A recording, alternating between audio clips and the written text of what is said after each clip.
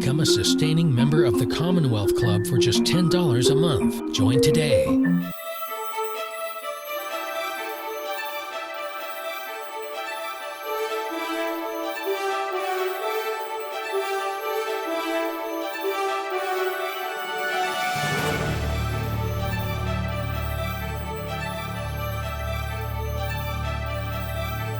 Welcome to the Commonwealth of California. This is our early morning edition for all of you.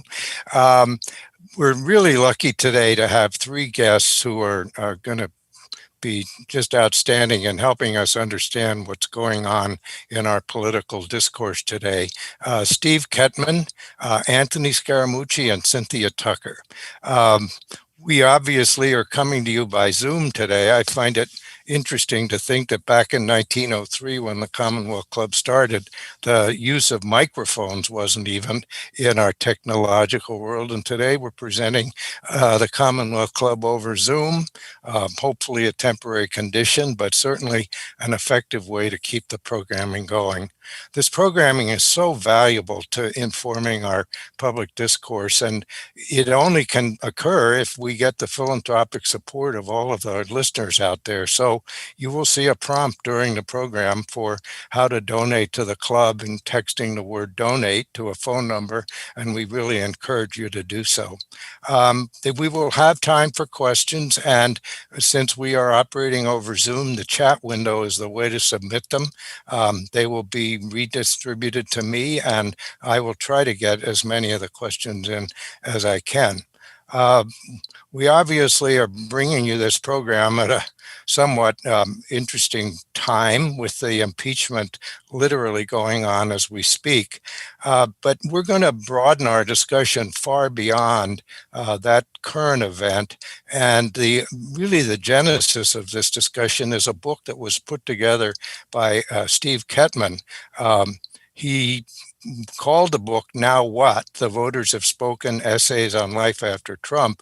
But what we're going to do today is talk about the book somewhat, but then go to what I'll call Now What Phase 2, which we might define as starting on January 6th, but continuing into the foreseeable future. So what I'm going to do is start by asking Steve, who is the publisher of the book, to describe it to us a bit, because it's a really important contribution, I think, to freezing the psychology of our state of mind at or around the election. And then we're going to move forward and discuss our psychology going forward. So, Steve, let me throw it to you and tell us about the book. Thanks, Roy, and thank you to Cynthia and Anthony for being here today, and thank you for the Commonwealth Club for this opportunity. The thing I'd really like to emphasize about this book is we're talking about politics. I'm sure we're going to talk about impeachment. We might even talk about Donald Trump, though I hope we get to talk more about Joe Biden. But these essays, the 38 essays in this book, are personal essays. That was the idea. And to talk about politics is also to talk about the personal. You know, I just am involved in a book on impeachment. I follow it closely. But so much of that discussion ends up like a dog chasing its tail. Reporters telling us they know the vote on whether to convict Donald Trump in the impeachment hearing, whether it's a preordained or not. Well, spoiler alert, they don't know. They're guessing. And so much of that talk all just fades to nothing. So, Roy, I'm gonna speak for a few minutes here. I hope that's okay, because I want to kind of cut to the heart of what I see the book as being about. It is personal essays, and I'll read. Even though Cynthia is one of 3 Pulitzer Prize winners in the collection, we have a great lineup of 38 people. Anthony Scaramucci, from Anthony Scaramucci to Al Sharpton, as we like to say sometimes, with Rosanna Arquette, Dusty Baker, Sandy Alderson, a protege of Roy's back in the day. So it's a wide variety of people, but these are personal essays. How do we talk about politics? And let me read one paragraph, and then I'll expand on the thought. So here's from my introduction to the book. The essays convey how so many of us felt as the end of the Trump presidency neared, what we thought, what we saw, and what we did.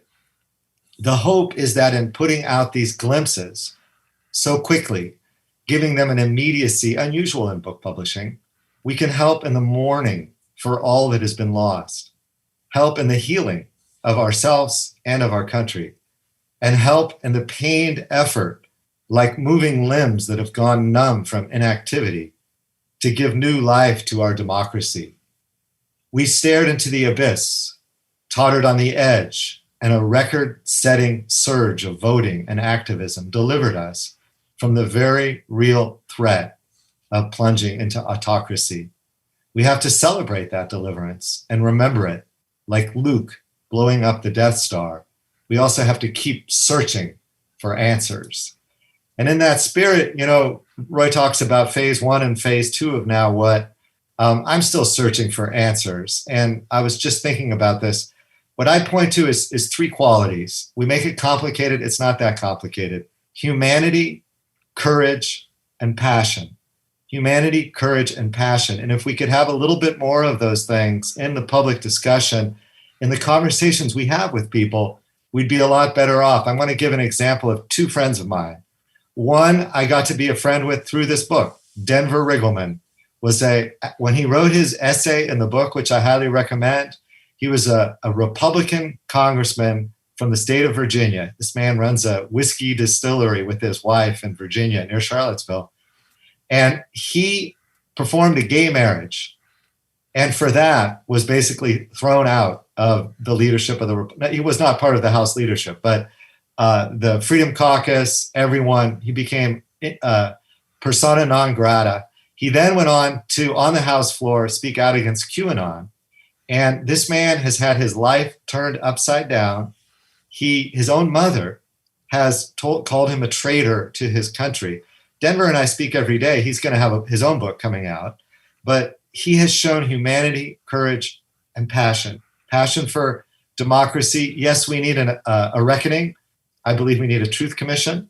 But we also need to focus on personal qualities. So this might feel like a little bit of a digression, but I want to talk about a conversation I had 6 days ago with a friend of mine who I wanted to contribute to the book. And he had a lot to say, but unfortunately he worked for ESPN and he's not allowed to talk about politics. We were discussing Anthony Scaramucci. This is my friend Pedro Gomez. And we were talking about Anthony and how, again, you can say what you want about Anthony. He helped Donald Trump. Some of us find that offensive. But Anthony, worked very hard against the reelection of Donald Trump. And Pedro and I were talking about it. We were talking about how do they remember you later? This is the conversation I had with Pedro. What will they remember you for? Humanity, courage, and passion are qualities that Anthony has shown. I think we can all agree. And Pedro, of course, showed those qualities. And I won't go on long, but I'll talk briefly. In 1999, Pedro, who was conceived in Cuba, and then his mother and father flew to Havana when his mother was 8 months pregnant. He was a sports writer, but he was in Havana for a game.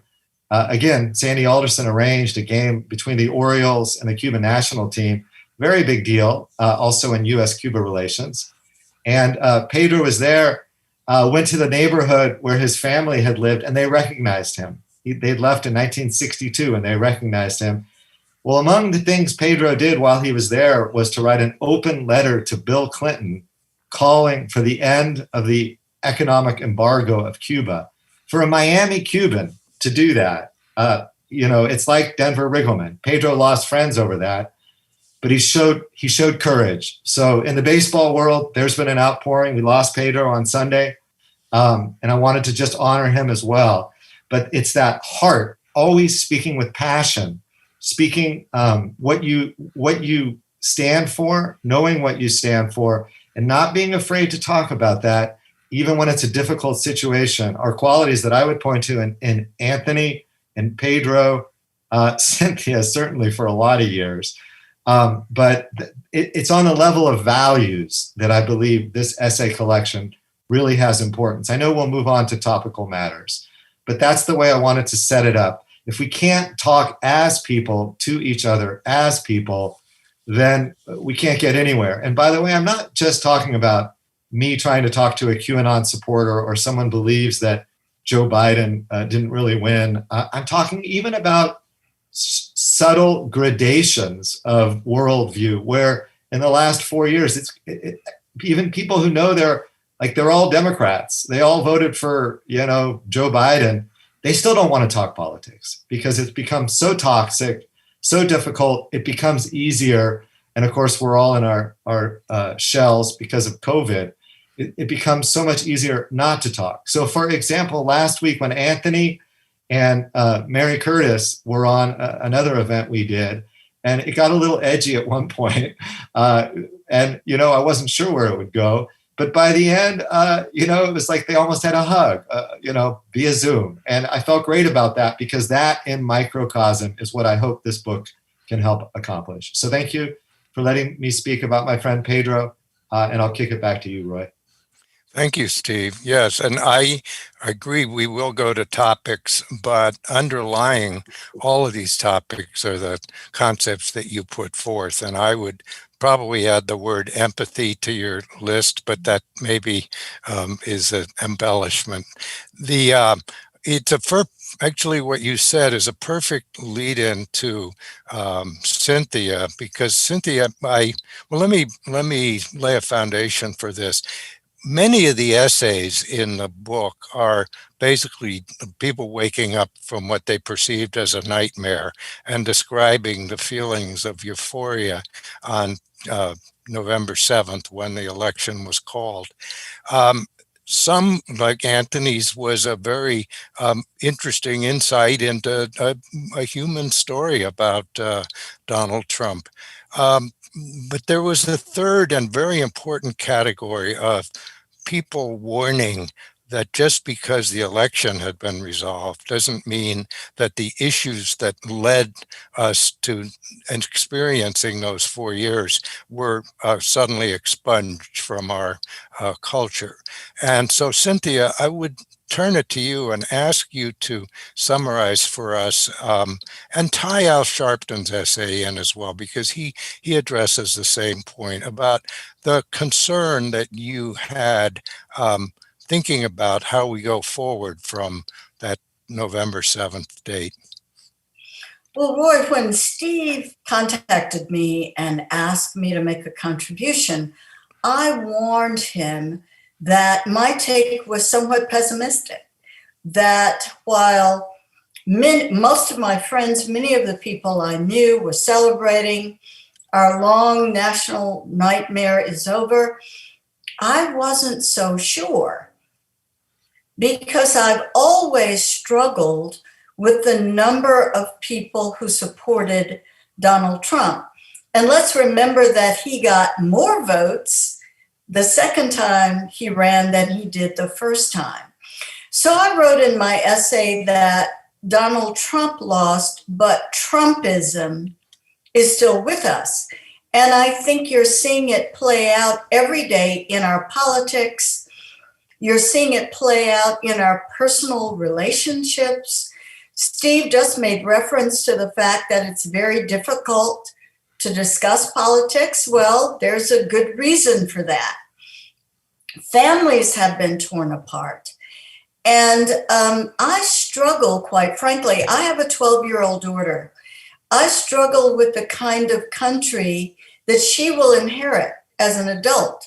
I have college-age nieces, both are seniors in college, very bright, thoughtful young women who voted, of course, voted for Joe Biden.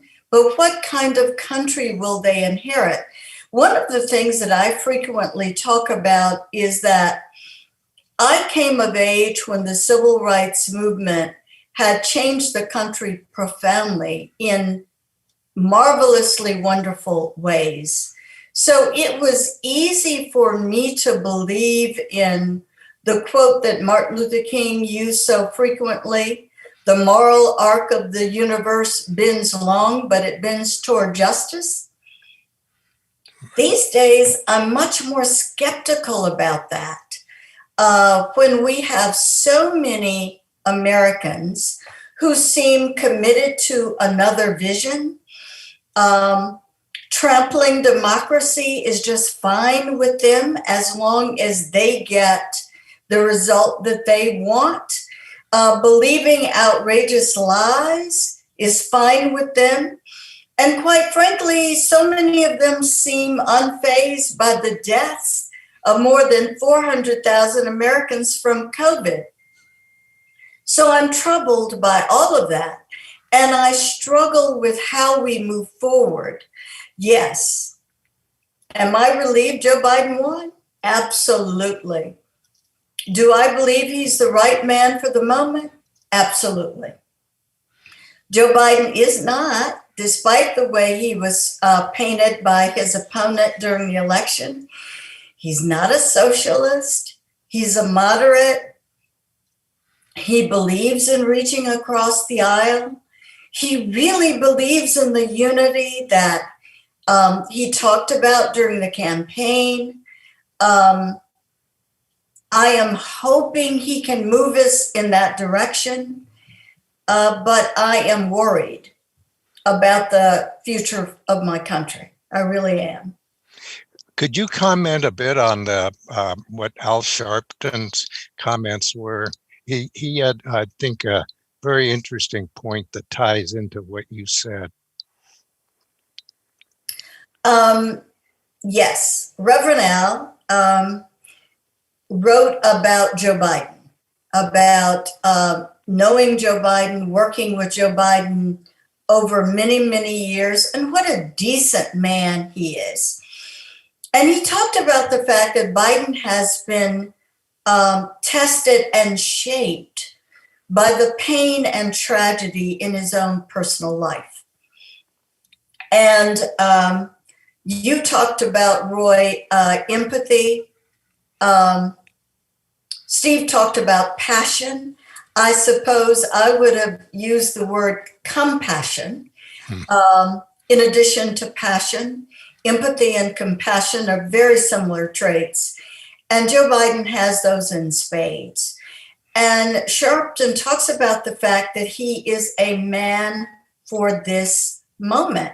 Yeah, which is something that I think has been puzzlingly missing from our national policy in the last 4 years. I use the incarceration of children at the border as just an example of that. Anthony, that brings me to a question that maybe you could lay a foundation for us in moving forward. And because many of the behaviors that we see now, the intolerance, the anti-intellectual reverence, the dislike of elites, etc., existed long before Trump came on the scene.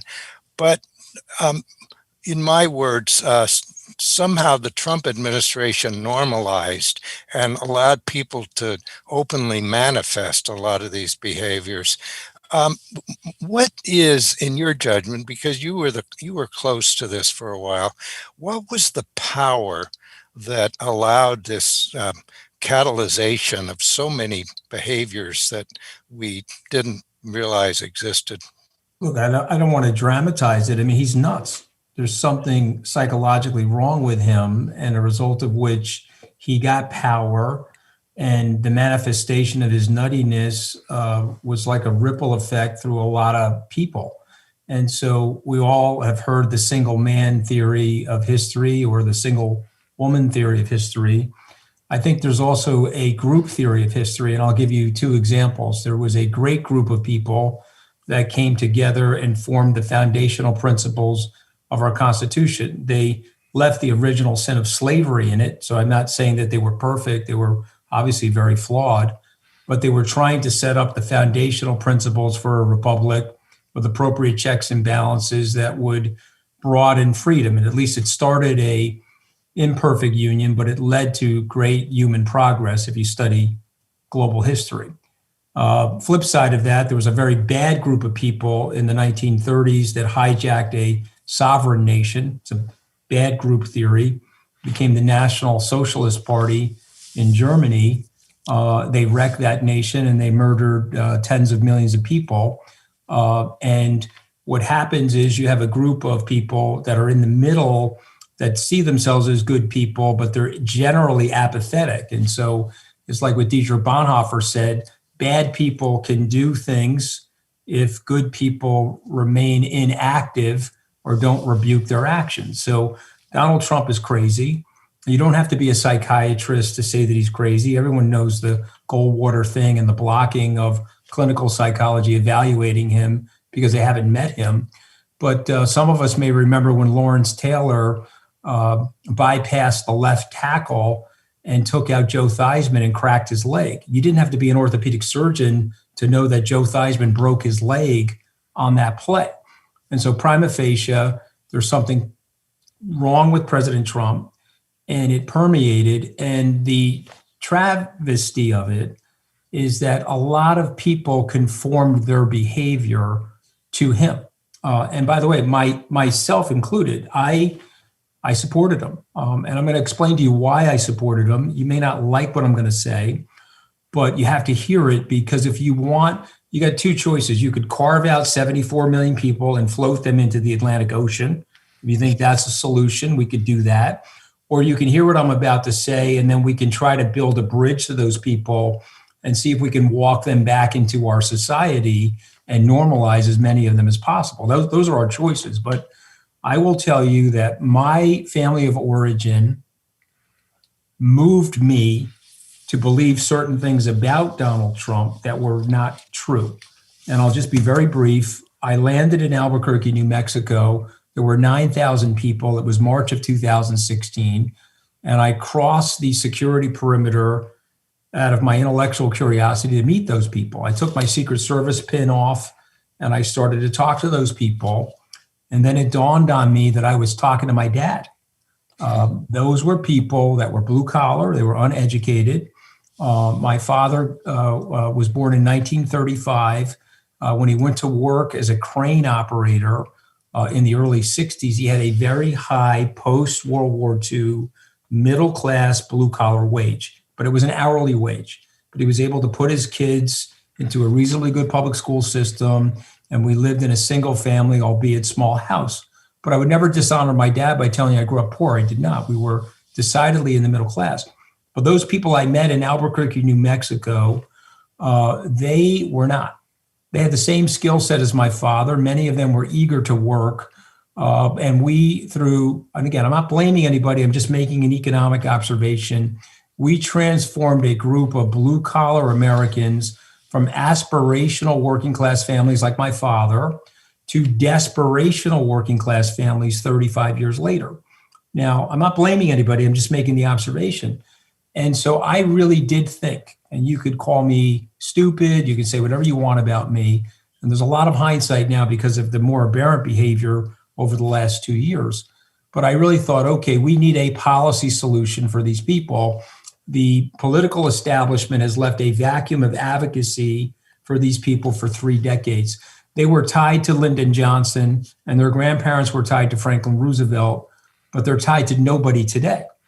And so we have to figure this out. And listen, when I eventually broke from Donald Trump, it came with death threats. It came with threats of physical violence. I'm a former White House person. Even though I was there for 11 days, I have an FBI agent assigned to me. I had to turn over legitimate death threats to myself and my family. I had police officers stationed outside my house on many nights. And I've had people, interviewed by the FBI, and some of which were charged with physical threat of violence to my safety. And so that's all for me, just speaking my mind and explaining and exercising my First Amendment right of the systemic danger of Donald Trump. So, I love these left-leaning media hosts. They want to call me an opportunist. Okay, well, opportunism doesn't go in that direction. Opportunism doesn't say, hey, this is completely wrong, and let me put my family and myself in personal safety risk to speak out against this disgrace of a person. So we're here now, but you still have that problem. You still have a separation in our society between elites and people that are really economically desperate and are struggling. And they're all colors, and they're part of the beautiful mosaic of America, but we need policies to solve their dilemma. If you don't get those policies, there will be more social unrest. Let me disagree with Anthony here. First of all, Anthony, I want to say how much I appreciate the fact that you did come forward and change your mind, and you were very public about what you had observed up close in working closely with Donald Trump, and you worked very hard to get him out of office. But I think the premise of your support in the beginning was flawed. You know, after Donald Trump was elected, surprising all pundits, including myself, in 2016, most journalists went out of their way to learn more about the white working class. They were absolutely persuaded that what had elected Trump was working class economic anxiety. I never believed that. And now there have been so many studies by political scientists that show that most Trump supporters are doing okay financially, not wealthy necessarily, but doing okay. The simple fact of the matter is, these are people who are troubled by demographic and cultural change. They are troubled by seeing a Black and Asian, South Asian woman as Vice President of the United States. They are troubled by gay marriage, the congressman that Steve talked about earlier. They are troubled that whites are becoming a smaller percentage of the American population. I would love to be able to reach out to those folks, but I don't know what to say to voters who are troubled by the fact that my daughter may one day be a major political figure in the United States. I don't know how to respond to that. Cynthia, you actually had a word in your essay I thought was powerful: white lash. Is that what you're talking about? Absolutely. From the moment that Trump started, well, actually, remember that Donald Trump came onto the national political stage as a prominent supporter of birtherism, this notion that Barack Obama was an illegitimate president of the United States because he wasn't really born here. How did he run his first campaign? Building a wall, talking about banning Muslims from the country, and talking about Mexicans as criminals, drug dealers, and rapists. Yes, he also talked about how bad trade deals were. He promised that he would return manufacturing to the United States. He did very little in terms of returning manufacturing, but he did a lot in terms of showing his hostility to immigrants and his cozying up to white supremacists. So yes, I saw the election of Donald Trump as white lash, a response to the first Black president of the United States. So Can I respond to that, Roy? sure. So the first time I heard that term, I think Van Jones actually used it on CNN. So I did a little bit of research. There's a book by Jill Lepore called These Truths, which won a National Book Award a few years ago. She's a historian. She actually went to my alma mater, Tufts University. And I would encourage people to read that book because it will support what Cynthia is saying. At every moment where the African American community advanced and had some level of progress, they were met with a white lash of violence. They were met with lynchings, the KKK, hangings. You can go back through the 400 years at any moment in time, particularly right after the Reconstruction. There was significant violence and significant economic suppression of the African American community. It happened again in the 20s. Some of you may or may not remember Sacco Vanzetti, but they were Italian Americans that were hung in Louisiana. Teddy Roosevelt in 1904, my grandfather never liked him because he signed legislation that treated Italian Americans as non-Caucasian when they entered through Ellis Island. And Sacco and Vanzetti, obviously, if you know that case, they were unfairly prosecuted. And so whether we like it or not, the history of the United States is loaded with this sort of nativism and loaded, frankly, with whitelash. And so, there's more of it coming. And so I do agree with, and I accept what Cynthia is saying, but I'm also telling you that he won by a very narrow margin. Remember, he only won by 43,000 votes in 4 states in 2016, and obviously lost the popular vote. And the people that I'm describing, they were immovable, Cynthia. I can tell you that when I broke from Trump, I went into white ethnic areas. Some of it was economic desperation. Some of it is exactly what you were saying, whitelash. And they weren't moving from Trump. Trump could have shot people on Fifth Avenue, and they were going to vote for him no matter what. And the only way to really defeat him, and Rick Wilson and I had this conversation, was to go into the inner cities and to get voter registration up and to push people away from their political indifference and their political apathy towards doing something, progressive for the society. So I agree with you, but I'm saying there is also, in my opinion, if there's an algebraic equation for this disaster, maybe your proration and your weighting of whitelash is higher than the economic desperation that I'm describing. But I do think it is part of that algebraic equation that led us to where we are. Well, Anthony, you make my job very easy because you set up the question that Steve so well posited at the very beginning, because we want to move forward in our thinking here. And I think what I'm hearing is a consensus that there's going to have to be a dialogue that can bridge this gap between people who only, live in their separate bubbles. And I put to you the general question. All of you are in journalism. How do we create or restore some form of dialogue, not between people who agree with each other, but people who don't agree with each other? And I'm going to start with the media, because we've ended up with, go back, I'm interrupting myself here, but go back to the Vietnam War. If you wanted to form a news judgment about the Vietnam War, you generally watched Walter Cronkite, and that was pretty much it.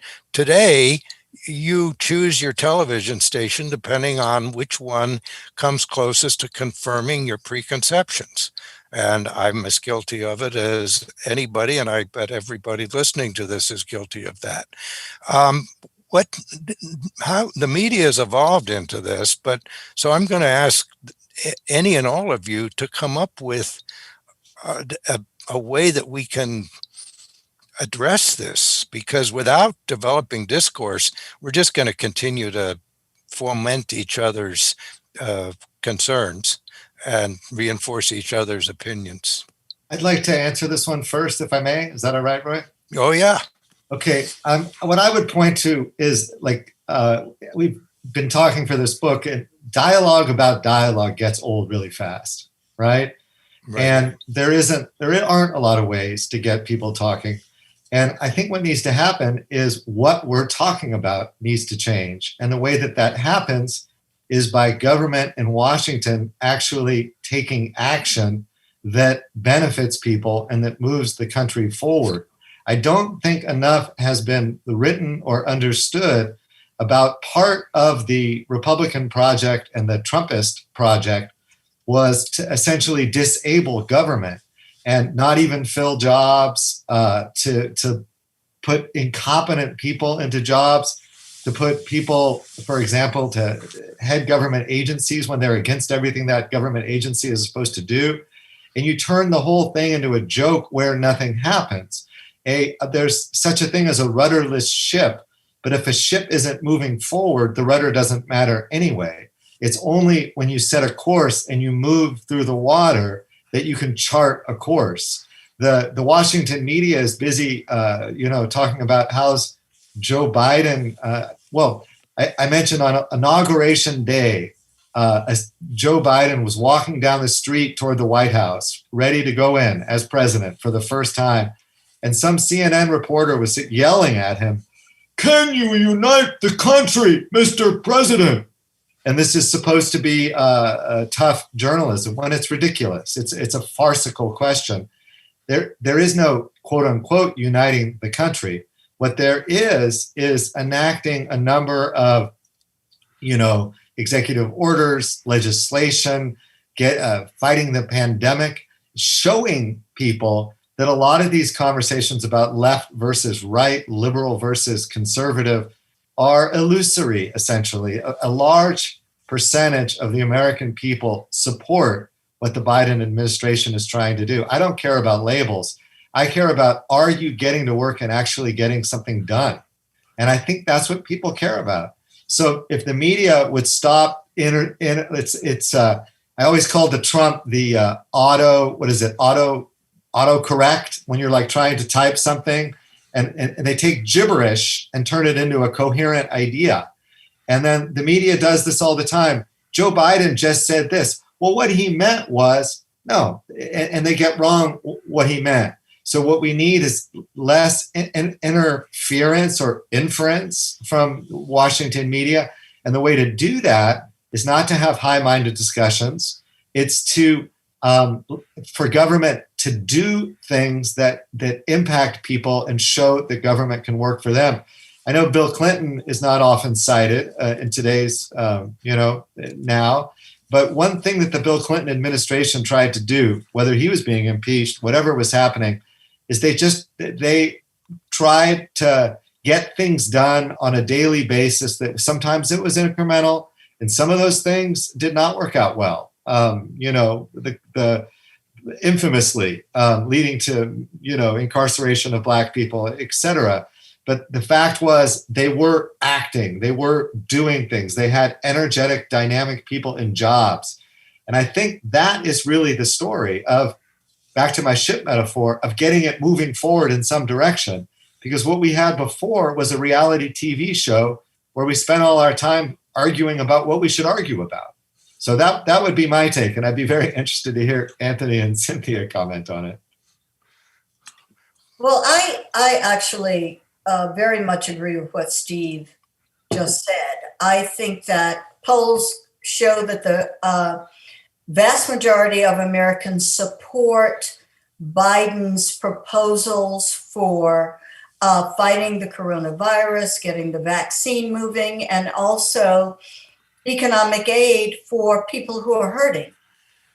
So I think just showing people what we have in common in terms of our needs is a very important step in the right direction.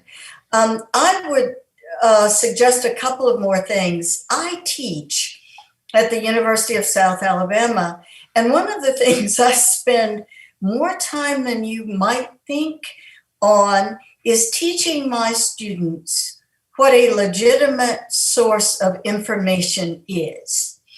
They have grown up in a social media age. So Sean Hannity's a source of legitimate information? Is that where I have to explain that Sean Hannity and Tucker Carlson, and quite frankly, some of the Tuckers on the left, are not the best sources of information. What is the difference between news and opinion?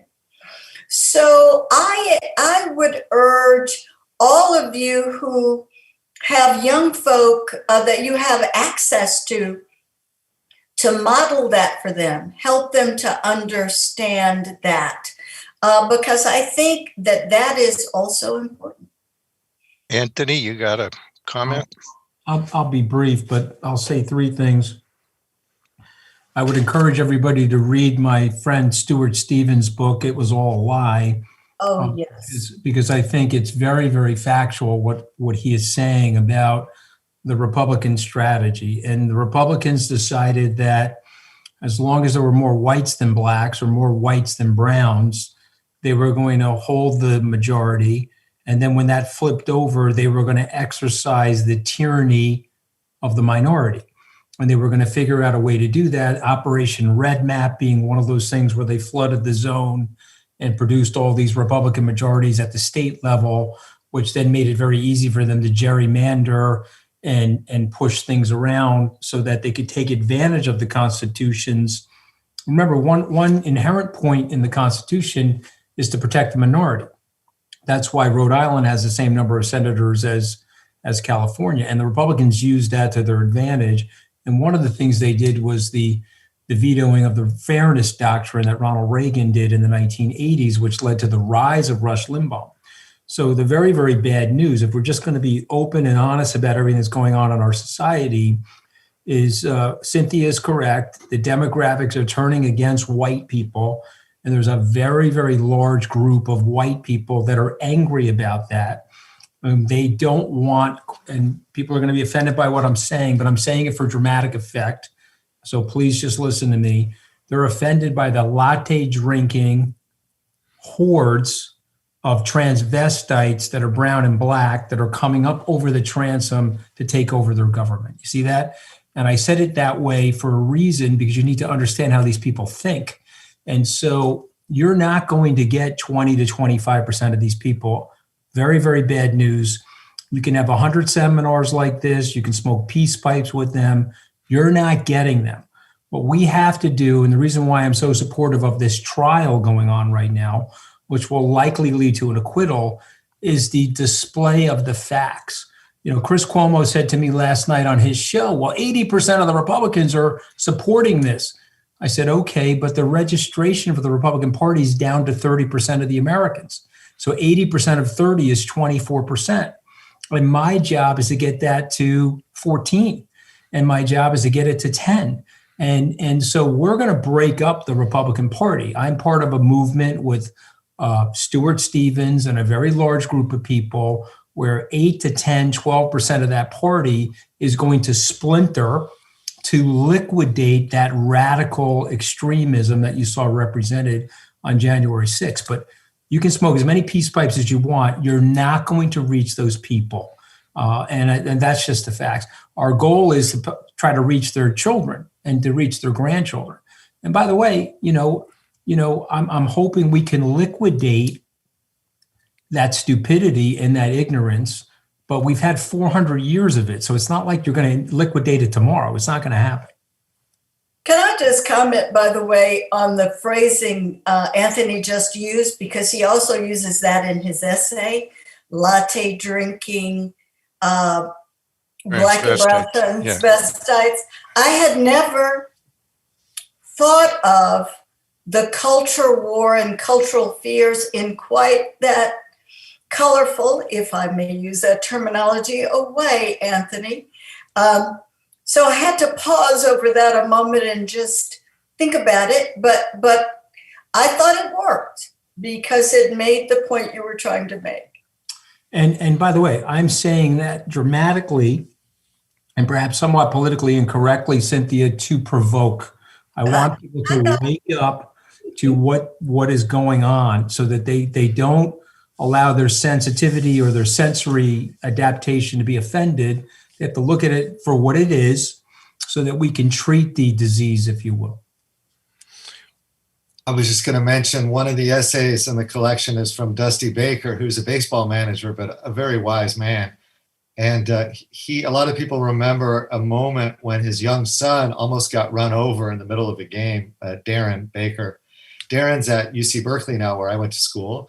and is going to graduate soon. But Dusty's essay is called Darren's Generation, because both Cynthia and Anthony are making this point. But I absolutely agree that so much of what we need to do is to take a longer view. And Dusty argues that we're not going to fix this. We're not going to solve it. We're not even going to be able to move the needle in some ways. But Dusty, for one, is hopeful that Darren's generation understands that this is on them and that they need to learn, to keep their eyes open and learn from what's going on. Cynthia, I completely agree that media literacy is something that we all need to find ways. I've talked to people through this Now What project about, trying to get involved and going out and talking to young people. But how can you really explain the difference between, a news column and an opinion column when, if you're a regular reader of the New York Times or the Washington Post, they haven't quite figured out the distinction either. Good point. Yeah. So it's not easy, but definitely taking a long view makes a lot of sense to me.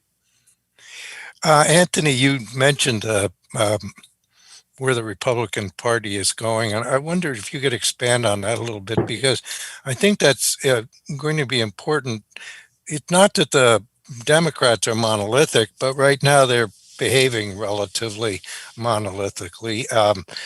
The Republicans have a bit of a bigger challenge on their hands. I'll call it the Liz Cheney versus Marjorie Taylor Greene syndrome.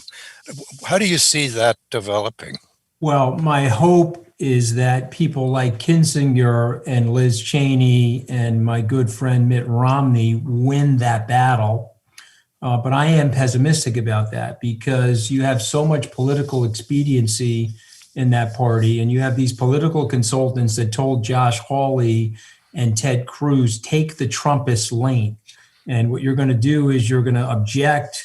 It'll be a mild objection, and you'll look like a star to all of the Trumpist base come 2024. Of course, that backfired on those two lunatics.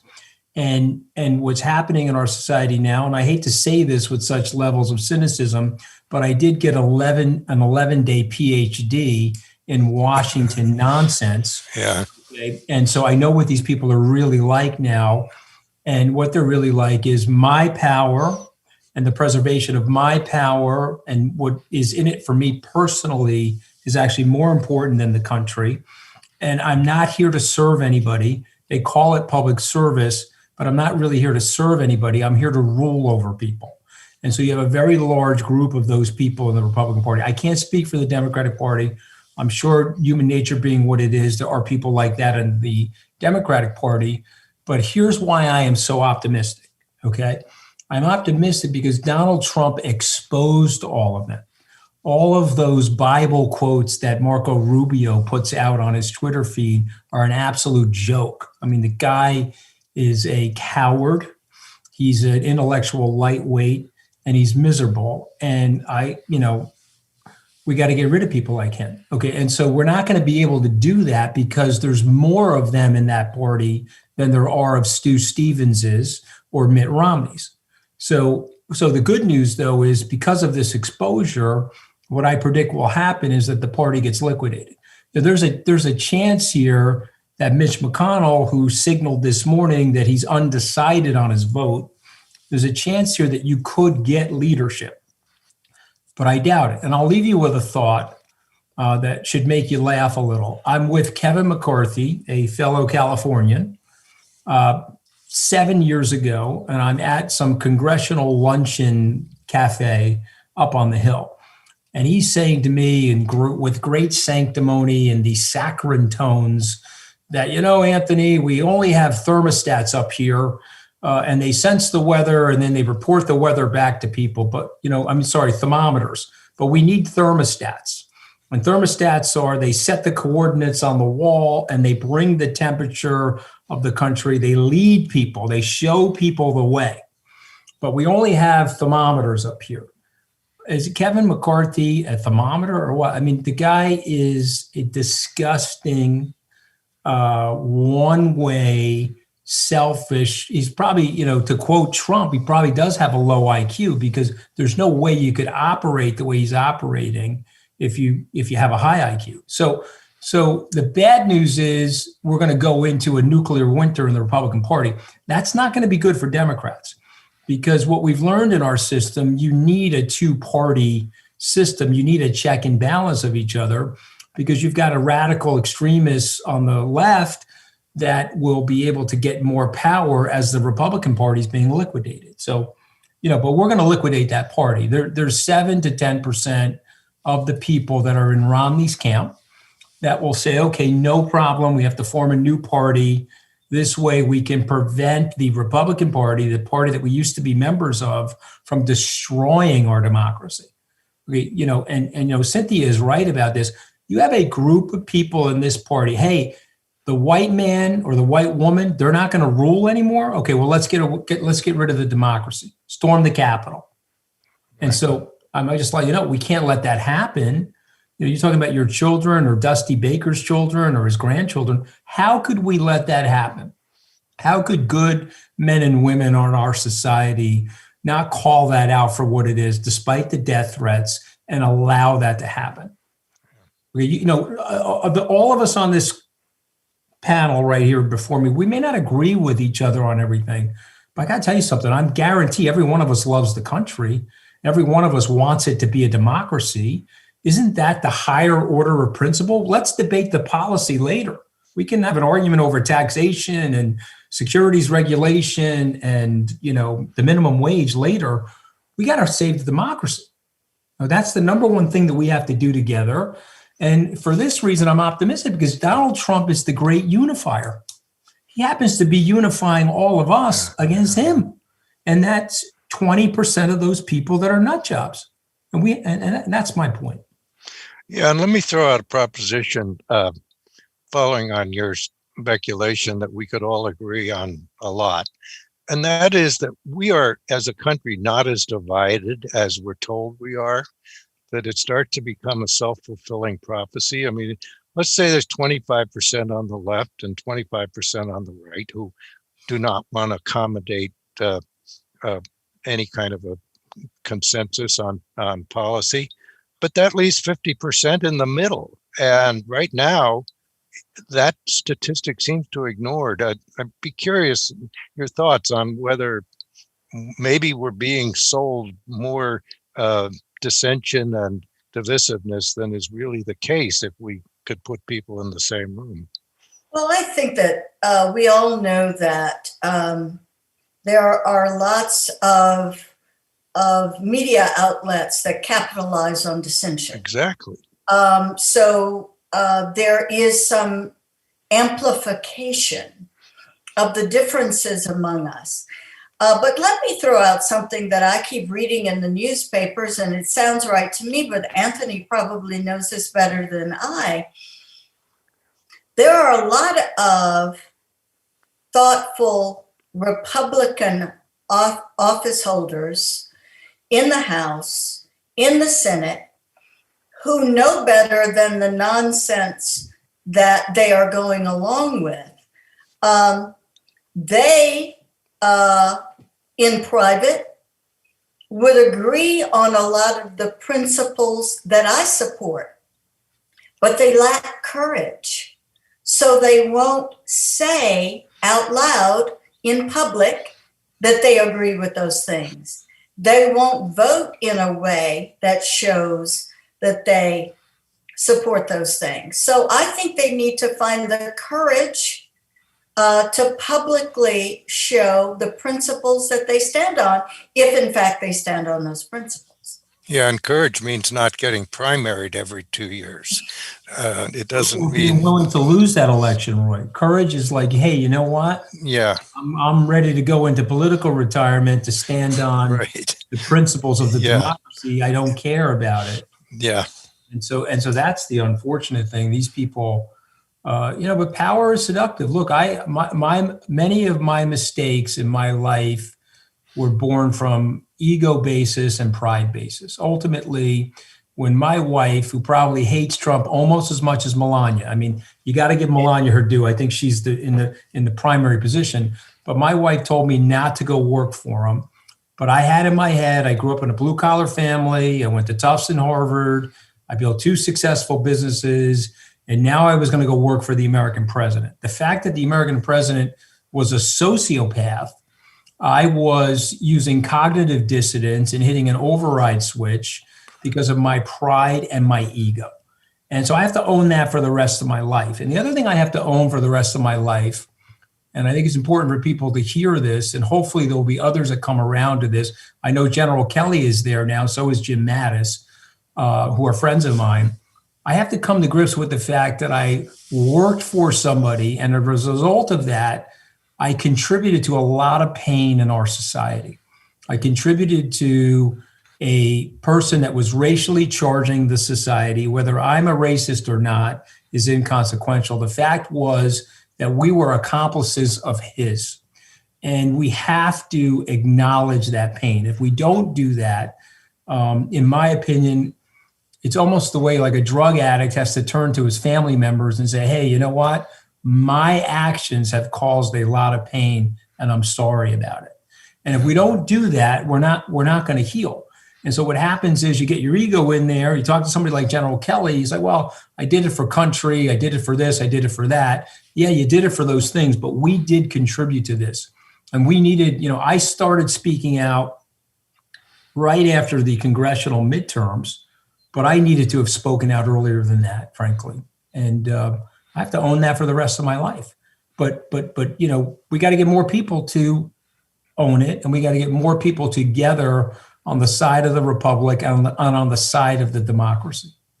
Well, let me take that in the little time we have left and date stamp our talk today by saying this is the second day of the impeachment hearing. And let me just start, Anthony, by I want to get everybody's thoughts about it. But if you had a secret ballot, what do you think the result would be? It would probably be 90-10 in the Senate. There's still 10 of those people that secretly, they would support him. Yeah. But I think that, he's going to get acquitted. But I love what's going on, and I love the prosecution's narrative and the advocacy of the prosecution because they're laying out the facts. And normal people, good people, and there are more of us that are good than bad. And ultimately, the good people of the United States will realize how abnormal and how sick this is. Yep. And I'm very optimistic about that. So I love the fact that they're doing this and that we're in day 2. Cynthia, your take on the impeachment? I agree. I have to tell you that in the very beginning, right after the riot, some Democrats started talking about a second impeachment. I was a bit skeptical because I just thought he's not going to be convicted and it gets in Joe Biden's way. But I've changed my mind. I think that the ability of the House impeachment managers to lay out the case, to lay out the facts before the American public is crucial. He won't be convicted, but I think that so many Americans will now completely understand his role in this. And I think that matters. Yeah. And we won't get distracted by the quality of the legal representation. Steve, you started us off. You created this book, so I'm going to let you have the last word on the impeachment and whether it helps your long-range goal of getting people to think and communicate and look at facts. Very much so. I mean, we have to be storytellers. That's what writers are. That's what journalists need to be. And that's what a good prosecutor is. I know Eric Swalwell, for example, prides himself on telling a good story as a prosecutor. I know this team has done a very good job of presenting a narrative because in a way, that's what it is a battle of narratives. And We talked about courage, but a quality I would point to is imagination. And, absolutely no one thinks that Mitch McConnell is sitting around wondering what his, Boy Scout leader would suggest that he do as the right thing. Mitch McConnell is thinking about his own power and his own future political power. Well, what if Mitch McConnell at some point over the next few days makes the calculation that voting to convict Donald Trump and bringing along enough votes to do that, which Mitch McConnell knows about how to get votes in the Senate, if he really wanted to do that, he could get us there. So that's why I find it laughable to read repeated references to a preordained result when nobody even knows what Mitch McConnell is going to do. And I think the big problem, again, is the desire to appear omniscient and to have it all figured out, which is opposed in Washington when people don't know things. Roy, again, we're both baseball men. One thing about baseball is you go to the stadium and you don't know what's going to happen. Right. And, politics is more like sports than people like to acknowledge. I enjoyed Anthony's football reference earlier. Yeah. And I, for one, think if we can all tell stories the way that the contributors, and I thank Anthony and Cynthia for being part of it, the 38 contributors in this book now have all told compelling stories that bring alive issues in a way that I think makes them relatable and I think gives them a permanence that will be resonating. And if we can tell a story about an America that is appalled by the crimes of Donald Trump, that can have staying power. And it is a majority of the country. The New York Times, again, referred to something like narrowly when, Eric Boehlert and others have been pounding away. The numbers are actually pretty strong. Joe Biden's approval rating right now is significantly better than Donald Trump's ever was. The American people are behind this new president, and they are in favor of impeaching Donald Trump. So right there, we've already won something. And you know what? I think we've got a few twists and turns. I think it's going to be a lively week. Maybe you'll have to put out volume 2 of your book in 12 months from now. And Maybe. Everybody can, because it'd be a good hindsight. Well, I want to thank all of you and each of you for, I think, we may be just a drop of sand on the beach, but conversations like this aggregate, and hopefully people will have received something to think about. One kernel of thought builds on the next. And so we thank the Commonwealth Club for hosting this.